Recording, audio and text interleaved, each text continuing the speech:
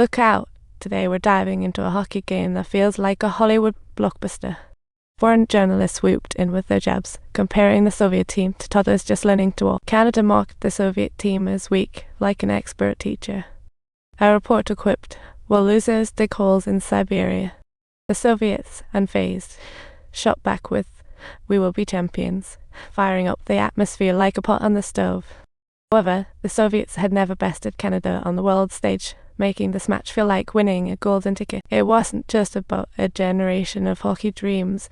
As the Soviets rose, Canada's run was in jeopardy. Talk about pressure. And as the referee dropped the puck, the mega showdown began with just 5 seconds on the clock. The brawny Canadians immediately threw their weight around, showing off their strength with some walloping clashes over the puck. The intensity was truly overwhelming, leaving the Soviets utterly flabbergasted. It turned out that the invincible legend in hockey was indeed well-deserved and breathtaking. In less than 30 seconds, Canada scored, leaving the hopeful Soviet fans gasping in dismay. Next, the coach threw in Valeri, who's a mere 58, hoping his speed and passing could turn the tide. But against such top-tier opponents, even speed can't guarantee advantage. The Canadians' body checks were like a fortress. Canada's shot misses. Soviet defender Gushkov seizes the puck for a counterattack. But in the very next instant, he was slammed out of bounds, and the tension in the field ramped up even further. The Canadian onslaught surged forth like a relentless tidal wave, with player number 24 dashing vigorously towards the Soviet goal, calmly slotting home for another point, amidst the thunderous cheers of the towering Canadian fans, who stood as majestic as skyscrapers. Meanwhile, the Soviets wore gloomy faces. The sudden coaching change had clearly thrown the players. At this point, they needed a hero to wake up the sleeping lions on the team. During the battle for the third goal, Valeri's recently healed right leg took another hit, and the Canadians pounced like they had cheat codes. They even swung it at the goalie's face on purpose, while Valeri's teammates looked furious, watching him suffer. Valeri recalled the coach's lessons, and at a crucial moment, he decisively used his body to block a shoe goal from the opponent. He created a fantastic counterattack chance for his teammates, struggling harder just to make it right. Valeri's example reignited his teammates' spirits, reminding them to fight with all they had. With their exquisite passing and control, the Soviet team clung to possession as the opponent's defense began to crumble. 2 goals, 3 goals, 4 goals, 5 goals, 6 goals, 7 goals, 8 goals, 9 goals, 10 goals, 10, 15, 19, 19, 19, 18, 18. Backed by Valeri, the Soviet team surged ahead 4-2 against Canada in the first half, leaving the local Canadian fans in awe of Valeri and the Soviets. During halftime, the Canadian captain was a ball of nerves, confused about how they let in 4 goals in just half an hour, until the coach came in and revealed the culprit. A lapse in confidence allowed Valeri to go wild in the attack.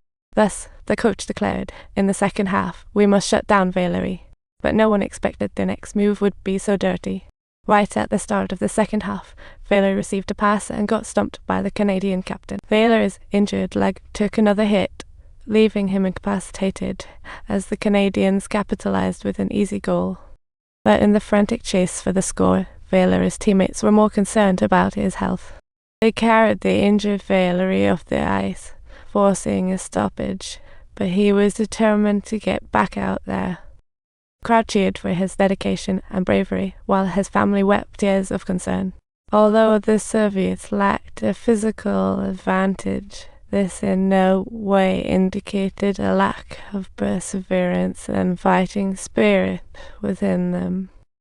Upon rejoining the game, Valeri's immediate action was to seek out his assailant for a fitting retaliation. Violence fuels hockey, venting emotions and igniting passion. After Valeri was swapped out, his knee oozed blood, clearly not able to last much longer. But his teammates shared the same belief. They wouldn't let his sacrifice be in vain. The best way to honor Valeri was to widen the score margin. Soviets number 15 launched solo attacks on the opposing defense. Even though he was forcefully knocked down by a defender during the game, he swiftly responded by flicking the puck skillfully back to his teammate, and astonishingly, within less than a minute, Canada's net was once again in grave danger. As the game neared its end, the dominant Soviets looked like they had it in the bag, but Valeri's unwavering spirit once again propelled him back onto the ice. He didn't care for fame or fortune. He played to give his all for victory, his youthful spirit igniting pure desire. In this struggle, the coach's dedication and the teammates' efforts were all relying on that final goal.